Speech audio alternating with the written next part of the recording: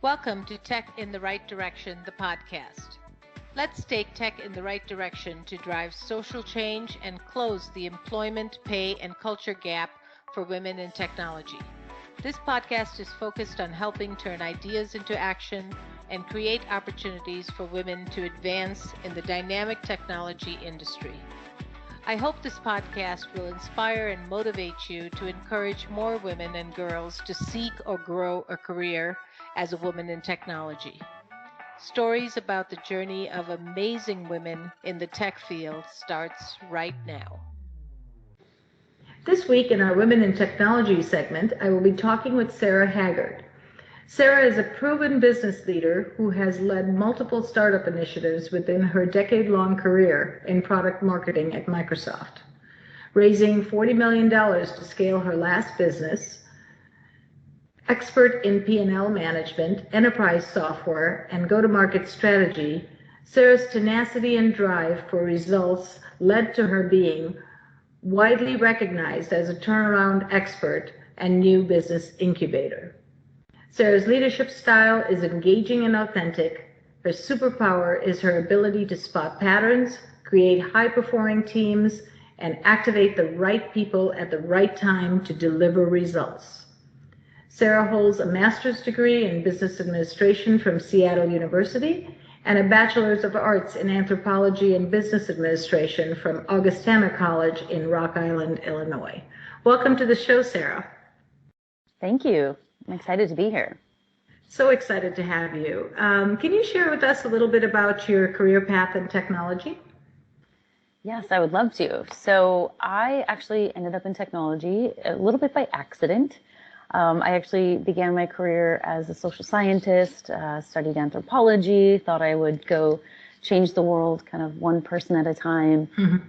And then, realized in that pursuit that it would be wise to go into the business world to, really be able to affect change at just a higher level, going out and gaining kind of that money, influence, and power that I think we need to be able to affect societal change at a macro level.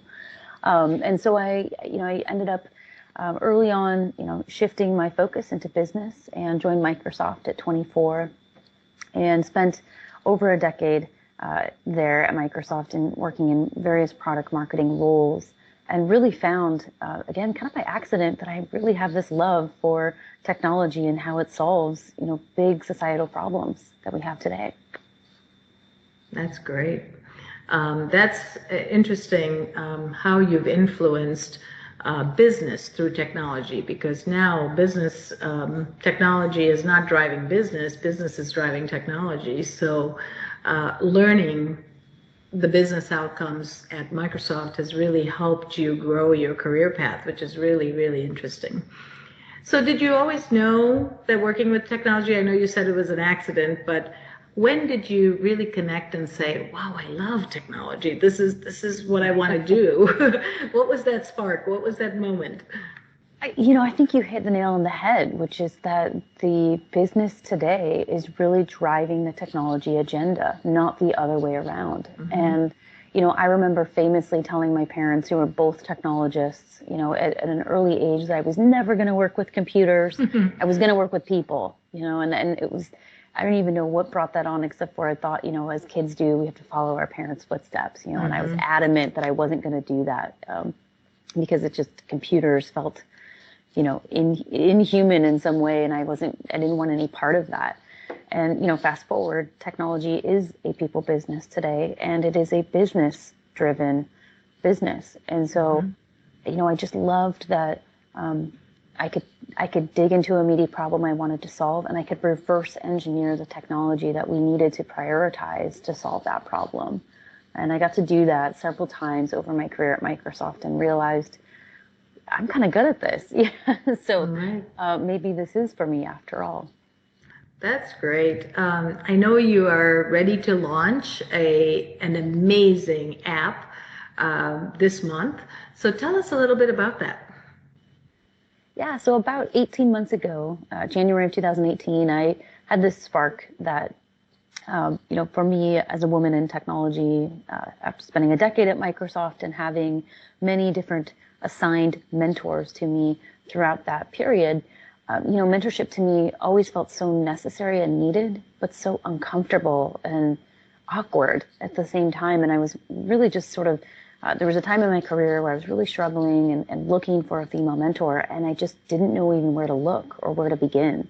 Mm-hmm. And so, about 18 months ago, I said, this is strange. We've got the technology today to be able to make mentorship more accessible and efficient and effective.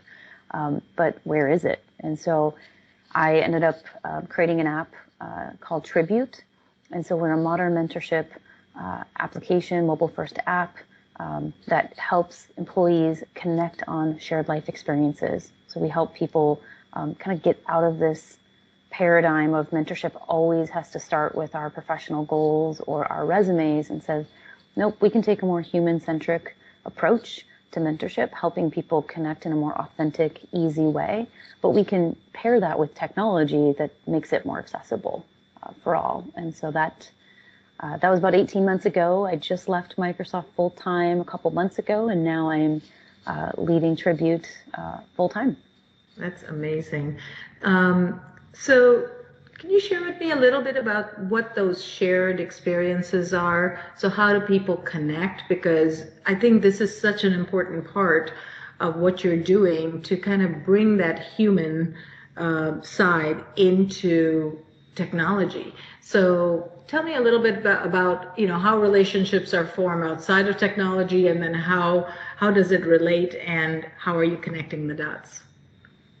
Yeah, so one of my observations early on in my life, and I think what drove me to even the pursuit of an anthropology degree and a curiosity into social sciences, has always been watching how and why humans connect. Right? Why do we connect, and where do we disconnect?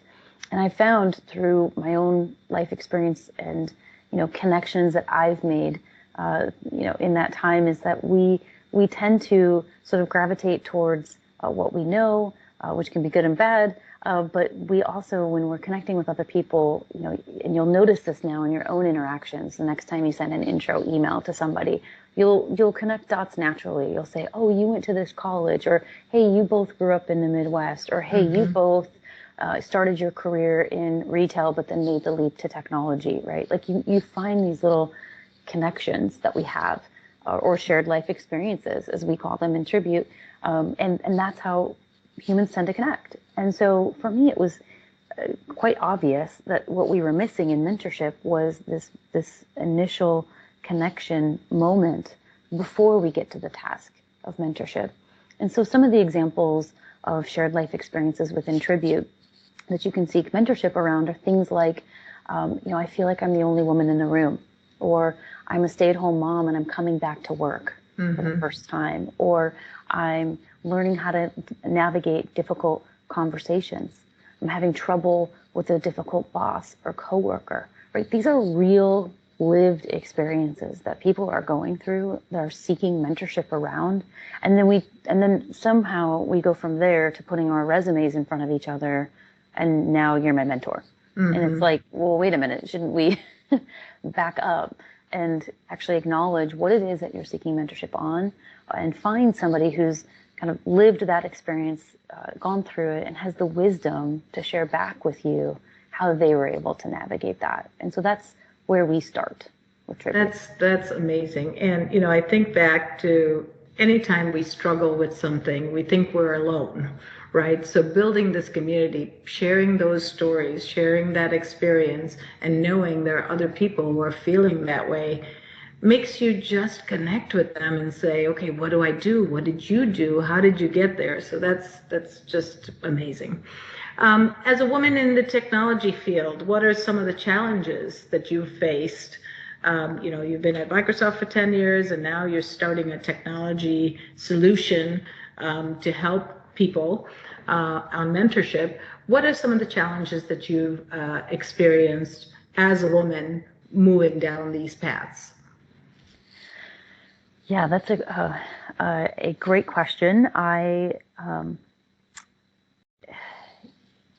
just pause because it's like, where do I go with this? Yes, we all have shared experiences on that. I think, and I thought about this, in preparation for this conversation. And honestly, what I come back to is a couple of things. I think, in my lifetime, I've seen technology go from uber complex and very elusive and exclusive to something that's very accessible today. And I think by nature of that, more women are being included in an opportunity to influence and impact technology. But I do think, some of the challenges that I faced externally is that I think that there's still this belief, when a woman walks in the room versus when a man walks in, that a man is just sort of anointed as a technologist, whereas women have to prove ourselves a little bit more. Yeah. I think that there's that feeling, I think internally, maybe partly due to that external factor, women struggle a little bit more with imposter syndrome. And mm-hmm. that's something that we, dealing with our inner critic, and really squashing that is something that has been a challenge for me, because I didn't go and study computer science. So how dare I say I'm a technologist? Well, mm-hmm. Kind of going back to our earlier point, with technology becoming a people business and with the business driving the technology agenda more and more, I don't have to have a computer science degree to be a technologist, to be somebody who's driving the technology agenda. And I think for me, that revelation has really helped me overcome the challenge of my own mind saying, I don't deserve to be here. Yeah, I think the confidence, building our own confidence, sometimes is more than half the battle, right? If we come in being confident and saying, yes, we can do that, and then prove that we have the skills to do it, is so critical to our success. So I think you hit the nail on the head where, some of the challenges are internal. Your internal critic is telling you, no, you're not qualified, or you don't have that degree. But really, we have so many business skills, collaboration skills, empathy, all of those things that are so critical to success of any business project that we have a lot to offer. Absolutely. Stay tuned for the rest of today's interview after a brief word from our sponsor. Are you an expert in your field? Are you a woman who values thought leadership? We'd love to have you join us as a guest on an upcoming episode of Tech in the Right Direction. Visit us at directionstraining.com/podcast to apply today. So Sarah, do you feel that women have the same opportunities as men today in the tech world? I think it's getting a lot better. In my lifetime, as I've seen, and just even the focus and encouragement of more women in STEM careers. But I would say that the true measure of equality for women in the workplace, in the technology industry or any industry, really comes down to, are we able to work in a way that's compatible with the way we work, right? The way women fundamentally operate.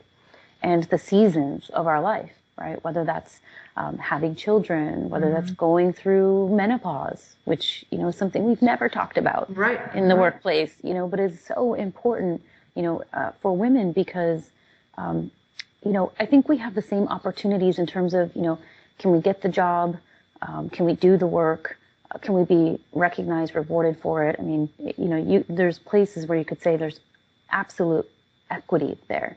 But overall, at the macro level, I don't think women are going to have the same opportunities as men until, culturally, we're allowed to, bring our authentic full selves to work, and we're able to go on maternity leave and have our jobs be there when we get back, but to be able to have the support that a woman needs to complement her work, that truth be told, men have never needed before.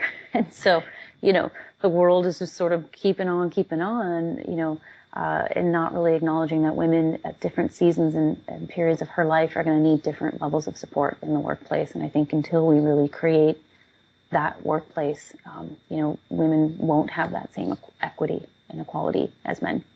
I completely agree. I think, women have different life cycles, different responsibilities, and until those responsibilities are equaled, we're always going to have the challenge, because somehow we are always responsible for the children. It's not a equal, the dad and the mom have the same kind of responsibilities. It's automatically assumed the woman's going to take the child to the doctor, or, the woman can't travel because she has kids. But, in a man's world, we don't think that way. They just get up and go if they need to travel, or they don't think they need to take the child to the doctor. So I think if we start to level set the expectations of who does what and equally divide that, we still, have a long way to go, I think, with that.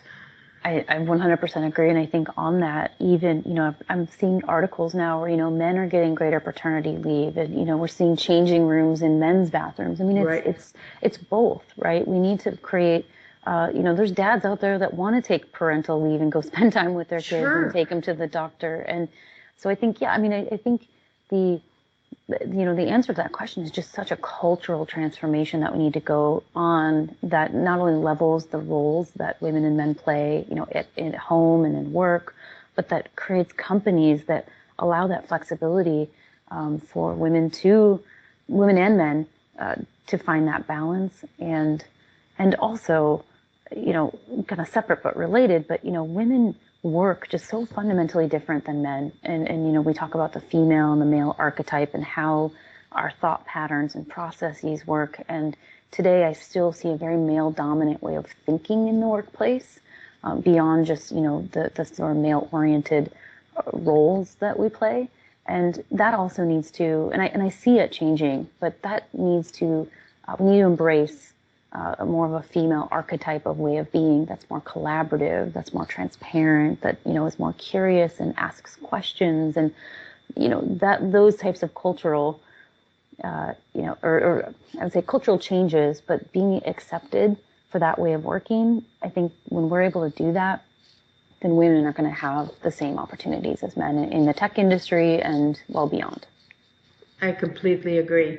I just want to kind of share one thought with you that, I think it has to go back to when we're raising our children as well, to raise them in that equal form. Because if a boy is crying, you'll say, oh, man up, you don't need to cry, it's fine, he'll be okay. If a girl is crying, you nurture her, you hug her, you're like, it's not, you're trying to soothe and nurture the girl. And so we raise our kids very differently. And so the expectations are different as we grow. And so I really think that, showing that same responsibility for boys and girls as they're growing up and raising them that way is going to help us have more equal opportunities as well. What are your thoughts on that? I 100% agree. And I think and I love that you brought up that example of a boy crying, because I think many men feel that they too can't bring their full authentic selves to work too, right? Like if I want to slow down the conversation and ask more questions, I'm perceived as weak. If I want to display empathy towards another employee, I'm weak, and I think you're absolutely right that until we recognize that equality for women and men in the workplace means an equal balance and respect for the masculine and the feminine energy and archetype, and what that means, regardless of your gender. Until we get there, from parenting to, in the workplace and beyond, I think we're not going to see an equitable world. And so, I just bring that up because so many people think, to solve this, we just need more women in tech. And I think that's part of the solution, but it's not really, to me, addressing the more fundamental root cause of that inequality. Absolutely. So very true. I love this saying. I always say that, women, when they are expressing kindness, never to take that as weakness, because kindness is not weakness. Kindness is that empathy, collaboration, working with everybody, it is not weakness. And so you mentioned that, and I thought, that's my quote, and it's always in my head. Please don't mistake kindness for weakness. Absolutely. It's a quiet strength. Yes. Yeah. So then on the other side, what advantages do you think we have as women in the technology field today? Yeah, I think, women just, I was listening to Coco speak at the Women in Technology Network conference this year, earlier this year in Kansas City. And I think she said it best. She said, we're in this environment today where the female archetype is really what's needed to take business to the next level, right? So it's traits, and I use female archetype because I think, I believe that both men and women exhibit masculine and feminine traits, right? I think we do. But I do believe that up until this point, the more masculine traits have been rewarded in business, right? And, and now we're in this time of transition where some of those female traits like collaboration, curiosity, transparency, empathy, that's what we need at this time. And so I think for women, the fact that we naturally exhibit more of that archetype, and that means that we're going to have more opportunities to step into positions of leadership and power, because that's what the world needs right now. And it's just a fascinating time, and I'm really excited to be kind of at the forefront of that, because I think it's absolutely our time and our turn to lead. That's great. Those soft skills are so critical.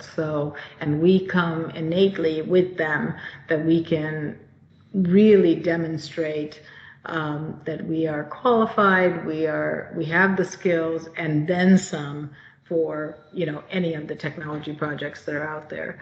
So what advice would you give to a woman who's considering a career in technology, either one that does not have a background in technology or the ones that are in a male-dominated industry? What can they do to further themselves in their career? Yeah, I would say go for it with gusto. You deserve to be there. You have a unique voice. You have a unique opinion.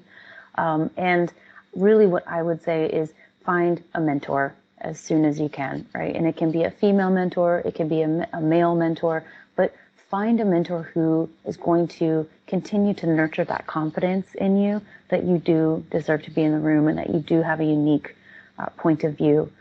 The second thing I'll say is that it took me the better half of my 20s to understand what that unique point of view was. And so, developing that and understanding what it is, the problem that you want to solve, what it is that you're truly passionate and what drives you, is also something that, when you have that knowledge together with a mentor and a purpose, you're just unstoppable. So that's what I would say to women looking to get in technology today.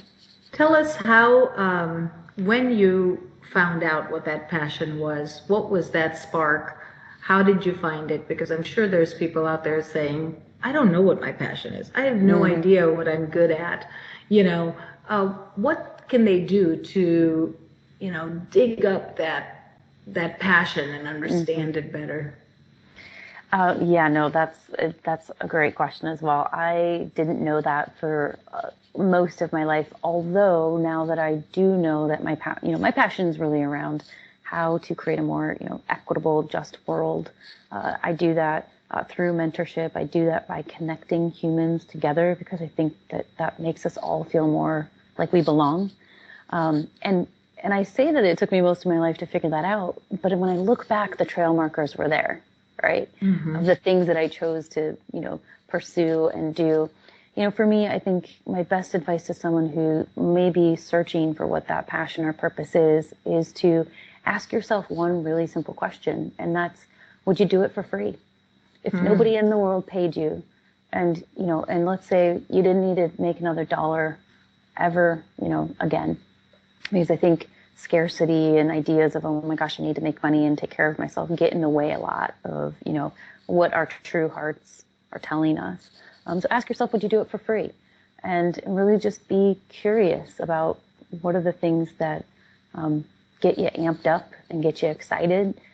And ultimately, you also need to spend time with that question. That's really it. I think I avoided that question for so long because I just thought, well, that's something for a later day or a later time. When I buy my house, when I have my kids, when I get married, when I have my 401k, I just kept putting all these milestones, that we think we have to do in a life before really sitting down with that question. And when I did that sincerely, I found the answer was there all along.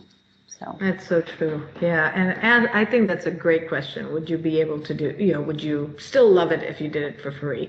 And I know in my business, I'm very passionate about what I do. And, the bottom line and the money comes by your passion, not the other way around. You don't get passion from, making money.